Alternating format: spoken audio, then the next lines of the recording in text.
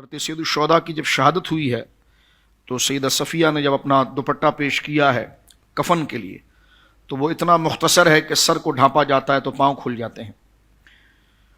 تو آپ کا نماز جنازہ جب حضور سید عالم نے فرمایا کہ 70 دفعہ آپ کا جنازہ پڑھا گیا صحابہ کے ساتھ، جب آپ کو مزار مقدسہ میں رکھا گیا تو حضرت عبداللہ بن جہش کا ذکر ابھی کیا حضرت علامہ صاحب مدد اللہ نے کہ آپ کی شہادت بھی ویسی ہے اور آپ رشتے میں حضرت حمزہ کے سگے بھانجے ہیں. اللہ، ہاں، اس لیے کہ آپ کی امی جان جو ہے نا وہ امیمہ ہے، امیمہ بنت عبد المطلب، اللہ اکبر. تو آپ کے بھانجے ہیں. اور یہ روایت اکثر مورخین نے لکھی ہے کہ جب سید الشہداء کو مزار میں رکھا گیا تو اسی مزار میں آپ کو بھی رکھا گیا.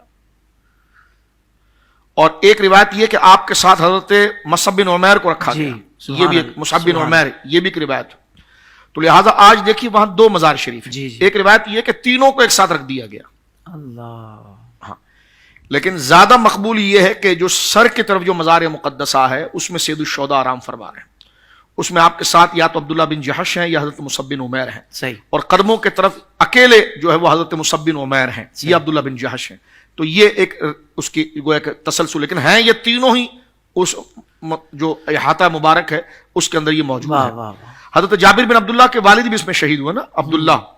تو وہ چھوٹے سے تھے، ان کی بہنیں زیادہ تھی تو بہت روئے وہ.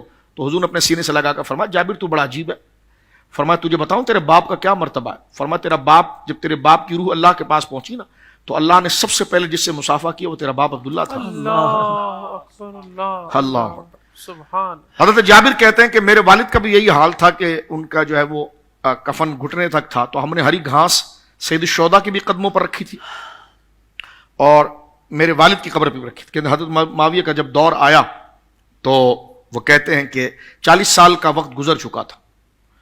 تو کہتے ہیں کہ جب ہم ان نہر بنانے کے لیے پھاوڑا جس کو کہتے ہیں، جس سے زمین کھودی جاتی ہے، تو قبر کی طرف جب کھودا تو ایک یہ ہے کہ وہ پھاوڑا جو ہے جو جس سے کھودا جاتا ہے وہ حضرت حمزہ کے پاؤں پر لگا اور اس سے خون بہنے لگ گیا. ایک یہ ہے کہ وہ روایت میں یہ بھی تجزیہ ہے کہ جب پانی کا سیلاب آیا تو وہ اس نے جناب جو ہے کہ وہ بہاؤ کے اندر یہ تمام قبریں جو ہے کہ وہ بظاہر گر گئیں، جس سے گویا کہ ان کے لاشیں نظر آئے. اللہ. اب باقاعدہ صحابہ کہتے ہیں کہ ہم نے دیکھا کہ حضرت سید الشہداء اور ان شہداء کے قدموں میں جو ہری گھاس رکھی ہوئی تھی وہ گھاس بھی ہری تھی جیسے پہلے دن رکھی گئی، اللہ. اور ان کا ہاتھ زخم پر تھا اور جب ہاتھ ہٹایا تو زخم خون چلنے لگ گیا. یہ کیا ہے؟ بندہ زخم سے نہ مرے، ایسی مر جائے تو آپ دیکھتے ہیں اس کا خون سوکھ جاتا ہے جی. اور اس کی باڈی بالکل سخت ہو جاتی ہے کہ آپ اس کو ٹیڑھا نہیں کر سکتے. اس لیے میت کے بارے میں ہے کہ جب انتقال کر جائے تو اس کو سر کے نیچے تکیہ نہ رکھیں ورنہ گردن پیچھے سے اٹھی رہ جائے گی اور پھر آپ اس کو صحیح نہیں کر پائیں گے اور بہت مشکل ہوگا گرم پانی ڈال کر پٹھوں کو نرم کر کے پھر اس کو صحیح کرنا پڑے گا. تو اس لیے اللہ ہم تمام کے لیے عافیت فرمائے کہ فرش پر سیدھی زمین پر اسی طرح لٹا دیا جائے اور منہ کو باندھ دیا جاتا ہے تاکہ جو ہے کہ منہ کھلا نہ رہ جائے اور پھر ادھر رخسار بنا دیے جائیں تھوڑے سے تاکہ جو ہے کہ وہ چہرہ کھلتا ہوا نظر آئے. تو یہ اسی وقت، اس کے بعد وہ بالکل لکڑی سے بھی زیادہ، لوہے سے بھی زیادہ سخت ہو جائے گا اور پاؤں کو باندھ دیا جاتا ہے انگوٹھوں کے ساتھ. اللہ ہم تمام کے لیے آسانی فرمائے آمین. تاکہ پھر بعد میں اگر وہ کھلے رہ گئے تو پھر وہ جڑیں گے نہیں. لیکن 40 سال کا عرصہ گزر گیا، حضرت حمزہ کے ہاتھ کو جہاں مولڈ کرتے وہ نرم اسی طرح ہو جاتا تھا اللہ اکبر. جس طرح کے سویا جاتا ہے.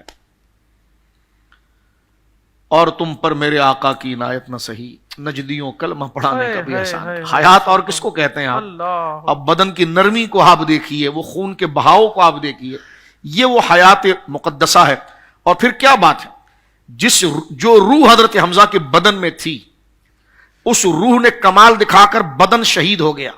اب وہ روح کمال دکھانے کے لیے کوئی اور بدن کو لے کر آئے گی تو یہ بدن کہے گا کہ جو میں نے سختیاں اٹھائی ہے تو وہ تو سارا مزہ اس بدن کو مل رہا ہے. تو یہ عجیب منطق رہنے دیجئے.